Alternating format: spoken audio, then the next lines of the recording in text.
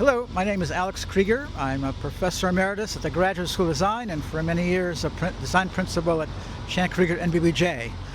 If you're coming to the AAA National Conference this summer, make sure you do not miss Copley Square and, of course, the central branch of the Boston Public Library. An iconic landmark of the era of the City Beautiful, designed by Charles McKim of McKim, Mead and White, who refer to it as, of course, a palace for the people. Behind me you see, of course, Minerva, among other statuary. Minerva, Roman goddess of wisdom and art. By anyone's estimation, this is the finest Italian Renaissance palazzo anywhere outside of Rome, and possibly even better than many ones in Rome.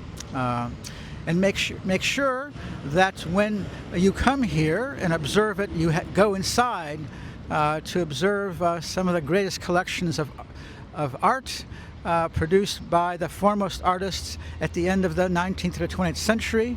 Sargent, the foremost painter of the era, spent almost as long as Michelangelo painting the upper walls and a domed ceiling of a room proportioned to be similar to the Sistine Chapel. We are now standing in the courtyard of the Boston Public Library, another remarkably monumental and wonderful example of the era of the Gilded Age in America, and just a fabulous place to get away from the buzz of the city for those who know about this space. So we are standing looking at the Philip Johnson Wing. It's an improved state of about a decade ago as a consequence of the third architect involved in this story, William Rawn. Now think about Philip Johnson designing something in 1972 in the middle of a city.